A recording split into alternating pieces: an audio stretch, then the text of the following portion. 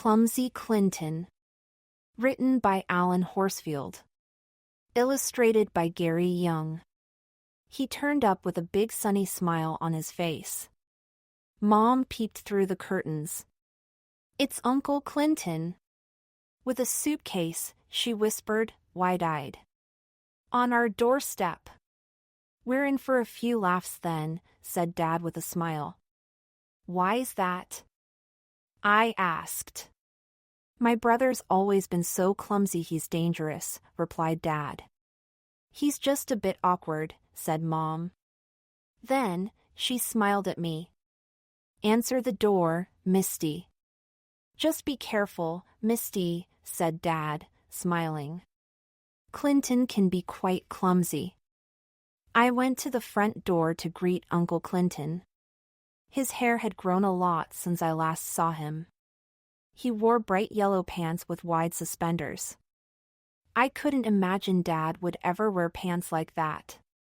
Uncle Clinton's bright flowery shirt dazzled me. His black cap hardly seemed to fit on his head, and his brown shoes seemed far too big for his feet. Something about his clothes and hair reminded me of something or someone, but I couldn't think what it was.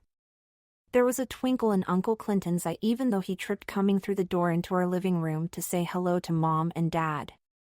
It was at lunch that I saw how Uncle Clinton was more than clumsy. He seemed to be absent-minded, too. Instead of looking at what he was doing, he looked away and whistled. The juice he was pouring didn't even go into the glass. I kept wondering if he was doing it on purpose and why Mom and Dad weren't mad at him.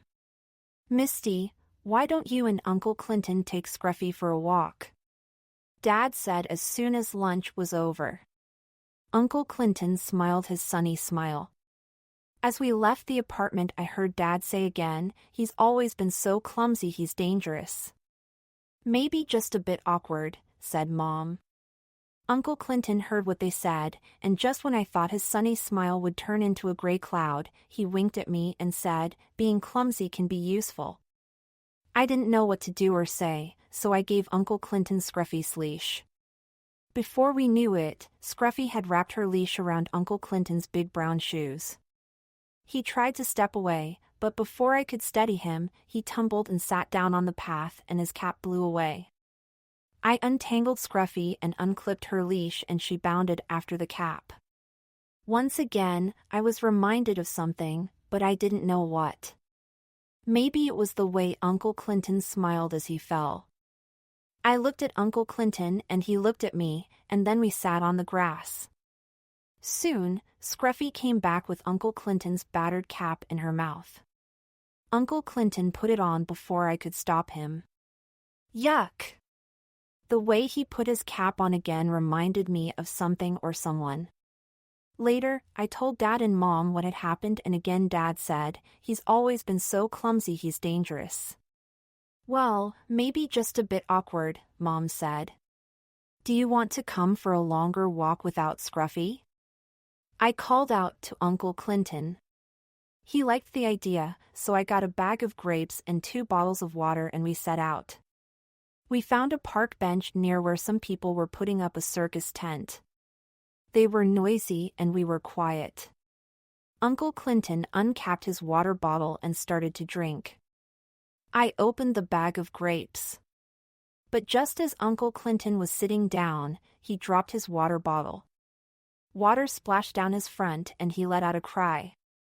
A stout man, who was watching the people put up the circus tent, saw Uncle Clinton's accident and grinned. I didn't like that. Then, Uncle Clinton tried to brush himself dry and nearly tripped over his feet again. But this time he didn't fall, he grabbed the edge of the bench. The stout man grinned again. I was beginning to feel embarrassed. "Please sit down," I said to Uncle Clinton. Without looking, Uncle Clinton plumped himself down on the seat, right onto our bag of grapes. Squish! I was very embarrassed now. I felt bad for Uncle Clinton. There was a soggy purple stain on his bright yellow pants right where he had sat on the grapes. The stout man laughed out loud. I had had enough. Come on, Uncle Clinton, I said. Let's go. But Uncle Clinton didn't seem worried at all. Just then, the stout man came over. That was quite a show, he said, still laughing. Black rain clouds drifted across my face. I was now very angry with the man for laughing at Uncle Clinton. But Uncle Clinton just grinned sheepishly. "I'm glad you liked it, Alf," he said. "Liked it," the stout man said. "I liked it so much we'll add it to your act, starting with the show tonight." It was then I realized what Uncle Clinton reminded me of all this time. Later, I told Dad and Mom that Uncle Clinton was a clown. "I thought you knew that already," said Dad. "That's why we don't get mad when he's so clumsy and absent-minded." That night, Mom, Dad, and I went to see Uncle Clinton's new act, and he was clumsy as always. We laughed and laughed.